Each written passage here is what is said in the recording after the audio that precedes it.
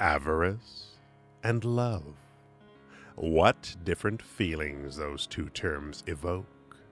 Nevertheless, it could be said to be the same instinct that has two names, once deprecated by those who have, in whom the instinct has calmed down to some extent, and who are afraid for their possessions, and the other time seen from the point of view of those who are not satisfied but still thirsty, and who therefore glorify the instinct as good. Our love of our neighbor, is it not just a lust for new possessions? And likewise our love of knowledge, of truth, and altogether any lust for what is new. Gradually we become tired of the old, or what we safely possess, and we stretch out our hands again. Even the most beautiful scenery is no longer assured of our love after we have lived in it for 3 months, and some more distant coast attracts our avarice. Possessions are generally diminished by possession. Our pleasure in ourselves tries to maintain itself by again and again changing something new into ourselves. That is what possession means. To become tired of some possession means tiring of ourselves.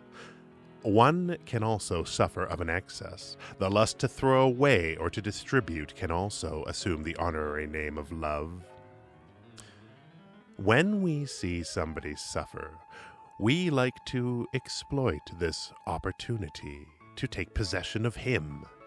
Those who become his benefactors and pity him, for example, do this and call the lust for a new possession that he awakens in them love. And the pleasure they feel is comparable to that aroused by the prospect of a new conquest. Sexual love betrays itself most clearly as a lust for possession. The lover desires unconditional and sole possession of the person for whom it belongs.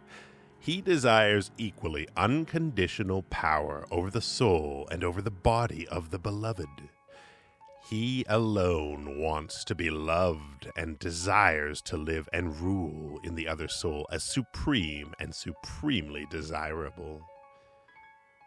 If one considers that this means nothing less than excluding the whole world from a precious good, from happiness and enjoyment, if one considers that the lover aims at the impoverishment and deprivations of all competitors, and would like to become the dragon guarding his golden hoard as the most inconsiderate and selfish of all conquerors and exploiters, if one considers, finally, that to the lover himself the whole rest of the world appears indifferent, pale, and worthless, and he is prepared to make any sacrifice, to disturb any order, to subordinate all other interests, then one comes to feel genuine amazement that this wild avarice and injustice of sexual love has been glorified and deified so much in all ages.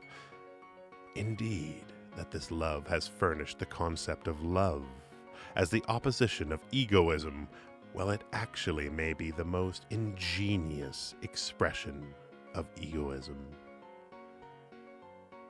At this point, linguistic usage has evidently been formed by those who did not possess, but desired.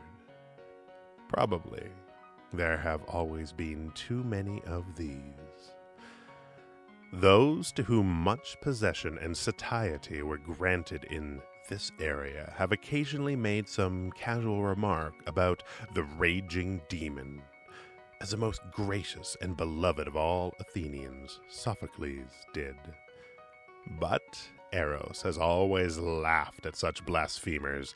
They were invariably his greatest favorites. Here and there on earth, we may encounter a kind of continuation of love, in which this possessive craving of two people for each other gives way to a new desire and lust for possession, a shared higher thirst for an ideal above them. But who knows such love? Who has experienced it? Its right name is friendship.